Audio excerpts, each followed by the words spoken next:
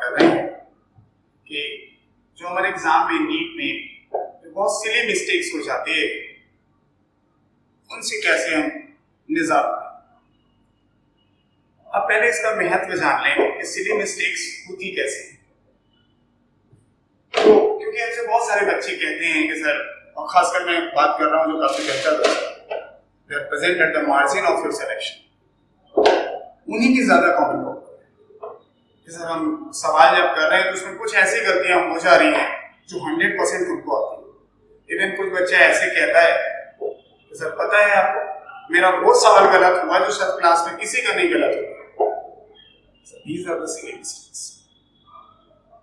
180 सवाल आपके पास हैं, उन 180 सवाल में से 4, 6, 8, 10 इवन मोर भी सिली मिस्टेक्स होती हैं और ये आपके मंजिल को काफी पीछे करते हैं।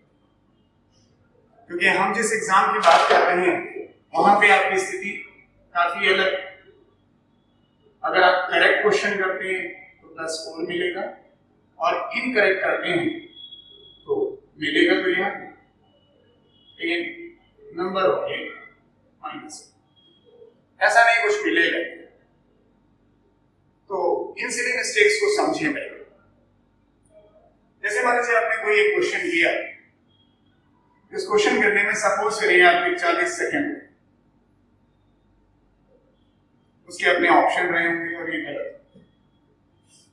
तो इस गलत होने में दो चीजें आपके सीधे तौर पे नुकसान। पहली बात कि आपके नेगेटिव मार्क्स मिल गए, दूसरा बात आपका टाइम भी चल गया। तो 40 सेकंड कहीं आप दूसरी जगह लगाते हैं, शायद बेहतर रिस्पॉन्स आता है। तो टाइम और मार्क्स दोनों लॉस होता है। और अगर आपको क्वेश्चन अनअटेम्प्टेड छोड़ देते हैं उसमें टाइम भी बचता है और मार्क्स भी नहीं जाते, वो रूटीन मार्क्स जाते हैं जो आपने नहीं किया, ये सरप्लस मार्क्स नहीं जाते। एक और इम्पैक्ट पड़ता है इस तरह की मिस्टेक करने के बाद, क्योंकि जैसे ही आपकी गलत होना शुरू होता है तो आपके ऊपर चूंकि टाइम कम पड़ने लगता है तो सर टाइम का प्रेशर बढ़ने लगता है। और जैसे ही टाइम का प्रेशर बढ़ता है, एमसीक्यू एग्जाम में ये बड़ा रोल प्ले करता है। जैसे ही टाइम का प्रेशर बढ़ेगा सर गलतियां बढ़ने लगेगी, मिस्टेक बढ़ने लगेगी। तो एक तरह से देखा जाए तो 3 तरफा नुकसान। पहला, जो आपने सिली मिस्टेक की वो तो आंसर गया ही गया, यानी 5 नंबर का नुकसान होगा। 4 तो वो गलत हुआ, एक और चला गया। और जो आपने समय दिया, 40 सेकंड दिया, 1 मिनट दिया या फिर 20 सेकंड दिया, वो समय भी गया। और समय जाने के कारण आपका टाइम का प्रेशर बढ़ गया, क्योंकि आने वाले अन्य सवाल जो है उसके लिए समय कम पड़ने लगेगा और मिस्टेक बढ़ जाएगी। तो पता नहीं चलता, दो सीधे सीधे इफेक्ट पता चलते हैं, एक आपको पता ही नहीं। अब सवाल आया कि सिली मिस्टेक्स हैं कैसे। तो कई प्रकार की सिली मिस्टेक्स हैं। जैसे एक सिली मिस्टेक जो सबसे कॉमन है वो है reading interpretation. Reading interpretation mistakes. दूसरा है ऑप्शन फिलिंग।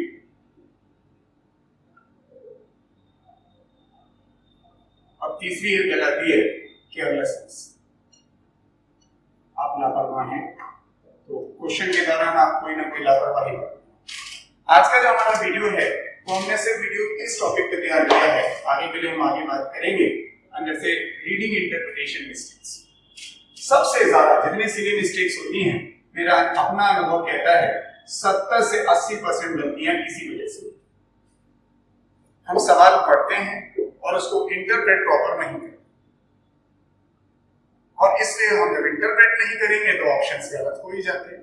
ये दोनों मिस्टेक्स भी होती हैं, लेकिन अगर इनको सुधारना चाहें तो सुधार सकते हैं। उसके लिए मैं आपको अलग वीडियो दे दूंगा, लेकिन अभी हम एक मिस्टेक की बात करें। अब रीडिंग इंटरप्रिटेशन की बात करके, क्योंकि हमारी स्थिति बड़ी अजीब सी होती है एग्जाम के दिन। हमारे पास कुल 180 मिनट होते हैं और सवाल भी हमारे पास कुल 180 होते हैं। तो खाली लोगों के विचार से लगता है ऐसा है कि एक क्वेश्चन के लिए 1 मिनट या 60 सेकेंड आपके पास हैं, लेकिन ऐसा होता नहीं। अगर आप ऑप्शन फिलिंग और बहुत सारी फिलिंग को देख लें तो इसमें से कम 15 मिनट आपके निकल जाए। ये बात जो बच्चे ने एग्जाम नहीं दिया होगा उसको पता जरूर लगेगा, लेकिन अगर कोई बच्चा एग्जाम दे चुका है तो इस बात को बेहतर समझ सकता है कि खाली कहने की बात है 165 या इवन 160 मिनट ही आपके पास होते हैं। तो खाली बातें हैं क्योंकि आप क्वेश्चन करने के बाद क्विजिंग करते हैं, फिर आप नहीं करते हैं, इन्विजिलेटर आता है, सेटिंग, बहुत सारी प्रॉब्लम्स आती हैं। तो अपना मोटिव ये रखिए, तो समय हमें कम, तो जब समय कम रहता है तो हमारी जो रीडिंग स्पीड होती है क्वेश्चन पढ़ने की वो बढ़िया होनी चाहिए। रीडिंग स्पीड जो होनी चाहिए वो जितनी बेहतर हो उतना अच्छा। तो स्पीड तो बढ़ाना कोई मुश्किल बात नहीं। अरे कोई भी गाड़ी चला रहा हो उसको पहले एक्सीलेटर घुमाना है, घुमा तेज करिए। सर स्पीड बढ़ाने के साथ साथ सही इंटरप्रिटेशन भी हो, ये भी जरूरी। हम गाड़ी की स्पीड तो बढ़ा सकते हैं लेकिन गलत ड्राइविंग शुरू हो जाती है अगर आपकी आदत में नहीं है। और इंटरप्रिटेशन की बात इसलिए कर रहे हैं क्योंकि हमारे एग्जाम में जो सवाल आते हैं उसमें बहुत रेयर सवाल ऐसा होगा जो रिपीट होता है। लैंग्वेज बदल, यानी एक तरह से आपको नया सवाल मिलता है। हाँ, कुछ लैंग्वेज ऐसे जरूर हो जाती है जो एनसीईआरटी की लाइन से मैच करती है, लेकिन कितनी और होती है तो एग्जाम में वो स्ट्राइक करेगा एट दैट टाइम, ये भी बड़ा मुश्किल होता है। तो उसे एज ए आप न्यू लाइन ही समझिए। तो जो रीडिंग स्टेटमेंट है वन टाइम वो इंटरप्रेट होना चाहिए। तो हमारी रीडिंग इंटरप्रिटेशन ऐसा होना चाहिए कि सिंगल रीडिंग में इंटरप्रेट करना है, सिंगल रीडिंग इंटरप्रिटेशन, ये हमारी रिक्वायरमेंट है। ये बात समझ लीजिए।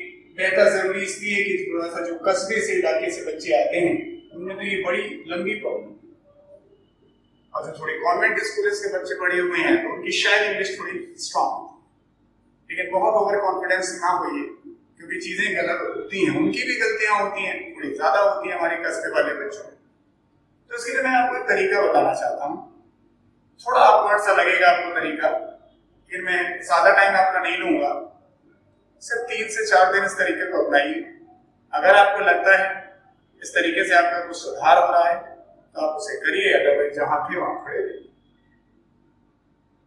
क्योंकि आपके पास समय नहीं है, कुछ दिन शेष बचे, तो हम इन्हीं मिस्टेक्स को सुधारें। क्योंकि नया टॉपिक कोई बहुत ज्यादा पढ़ लेंगे आप और उसे आप समझ भी लें, अप्लाई भी कर लें, इन 10, 12, 15 दिनों में कोई बहुत ज्यादा करिश्मा नहीं होगा।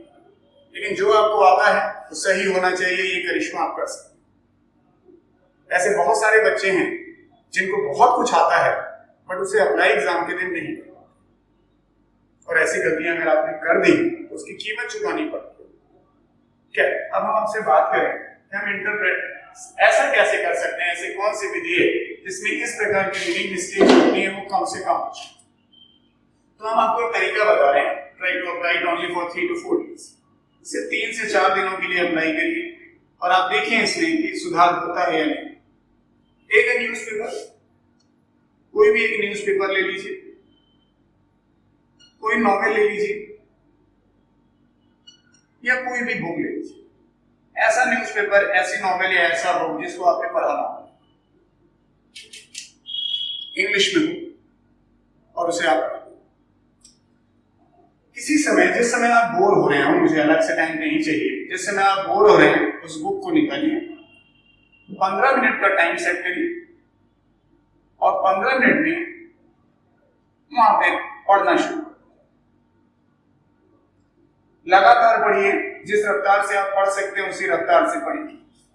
एक 15 मिनट के बाद आप छोड़ दीजिए। जितनी लाइनें आपने पढ़ी उसके बाद उसको 2 मिनट में रिमाइंड करिए कितनी चीजें आपको समझ में आई। एकदम नया बुक होगी, नई लाइनें होंगी, उसे आप पढ़ के देखें। 15 मिनट लगातार पढ़िए, पढ़ने के बाद आप एक बार चेक करिए कि कितनी चीजें आपको इंटरप्रेट। बहुत सारे बच्चे होंगे सिर्फ उनको 10 से 20% ही समझ में आया। मैं बहुत टफ बुक लेने की बात नहीं है। अगर यही नॉवेल आपने पहले से पढ़ी होती शायद 70%, 80%, इवन 100%। मैंने नई किताब इसलिए मैंने कही क्योंकि एग्जाम में भी नया सवाल होता है, नई थ्योरी होती है, नई लाइनें लिखी होती हैं, कॉन्सेप्ट भले वही होते हैं। तो इंटरप्रिटेशन करना चाहिए। कोई बात नहीं, परेशान मत होइए। फिर अगले दिन फिर आप यही टारगेट सेट करिए, इस टाइम पे इसको नहीं, नेक्स्ट पेज को पढ़िए, फिर 15 मिनट पढ़िए, फिर उसी रफ्तार से पढ़ना शुरू करिए जैसे आप पढ़ रहे थे। यस, फिर आप इंटरप्रिटेशन करके देखिएगा। ऐसे लगातार 3 या 4 दिन करके देखिए, देखेंगे तीसरे या चौथे दिन आपका इंटरप्रिटेशन पहले दिन से बेहतर हो जाएगा, ये श्योर है। हम इसका बात इसलिए कह रहे हैं क्योंकि होता क्या है, नीट का बच्चा लगातार पूरे साल भर नीट की बायोलॉजी की बुक पढ़ता है और वो बार बार वही पढ़ने पड़ता है। क्लास में भी लगभग वही बातें पढ़ाई जाती है, घर में भी वही पढ़ रहा है, समझा दिया जाता है, तो उसको जो नई लैंग्वेज का इंटरप्रिटेशन होता है वो उसका वीक हो जाता है। तो उसे ऐसा लगता है जो कॉपी में जिस भाषा में लिखा उसी भाषा में सवाल आ जाए, एनसीईआरटी में जो लाइन लिखी है उसी लाइन में सवाल आ जाए। कुछ सवाल आ सकते हैं बट सारे नहीं हो सकते। इसलिए जैसे ही नई लाइन आती है, भाषा में कोई ट्विस्ट होती है, तो जो पहले से प्रेजुडिस्ड रहता है वो कि इसका मतलब यही है, वही निकाल देता है। तो आपकी नई लाइनों पर अटैक करने की जो टेंडेंसी, अंडरस्टैंड करने, इंटरप्रेट करने की जो टेंडेंसी वो घट जाती है। क्योंकि पिछले 8 महीने से यही काम कर रहे हैं आप, लगातार जो पढ़ी पढ़ाई चीजें उन्हीं को पढ़ रहे हैं। 15 से 20 मिनट आप खाली 3 दिन की एक्सरसाइज या 4 दिन की एक्सरसाइज करके देखें, 100% अगर पहले दिन 10 से 20% इंटरप्रिटेशन था तो फिर वो 15 से 25% हो चुका है। अभी भी आपके पास कुछ दिन है, अगर आप ऐसे 15 दिन, और मैंने वो समय चूज करने को कहा जिस समय आप नहीं पढ़ते, शायद नॉवेल पढ़ेंगे तो थोड़ा अंदर से मन हल्का भी हो जाएगा, थोड़ा बेहतर फील करेंगे, लेकिन वो इंटरप्रिटेशन आपका बढ़ेगा। क्योंकि आप इंग्लिश की लैंग्वेज को कई बार पढ़ते हैं और उसको समझ नहीं पाते।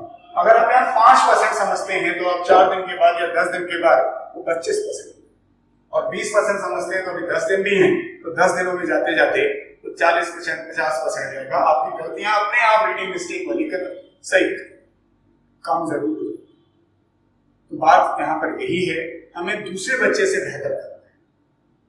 सबसे बेहतर कर रहे हैं, इट्स अ गुड थिंग, लेकिन हमें सिर्फ अपने पड़ोस वाले बच्चे से बेहतर करना है। जरूर उन चीजों को सुधारिए जो बड़ी कॉमन मिस्टेक है, सबकी होती है। अगर सबकी 10 सिली मिस्टेक्स होती है और आपने 6 सिली मिस्टेक की 4 कम कर दी, अपने आप आपके नंबर बढ़े। वो सिली मिस्टेक आपने सही किया तो 4 4 जा 16 नंबर वो मिले, 4 माइनस और हो गए 20 मार्क्स के डिफरेंसेस आ। ये लास्ट मूवमेंट, जो लास्ट टाइम की जो ट्रिक्स होती है, इन्हीं बातों को ध्यान दीजिए। इस समय हमेशा हम कह रहे हैं कि बहुत कम समय बचा है, कोई नई चीज अगर आप पढ़ेंगे तो क्वाइट टफ टू रिटीन। जो आपको आता है उसे रिवाइज करें, जरूर करें, लेकिन जो आपको आता है उस पे एश्योरिटी डेवलप करें। उसमें कोई गलती की गुंजाइश ना रखें कि पढ़ के सवाल गलत समझ लें, ये बिल्कुल गलत है। करके देखिए इसे, 100% you will get the benefit. कुछ ना कुछ इजाफा जरूर होगा। अगर हम 4 क्वेश्चन को भी बढ़ाने गए तो हमने अभी आपको जोड़ के बताया 20 नंबर का इजाफा है, और 20 नंबर उन बच्चों के लिए बहुत मायने रखता है जो बच्चे मार्जिन लिख रहे हैं। कोशिश करिए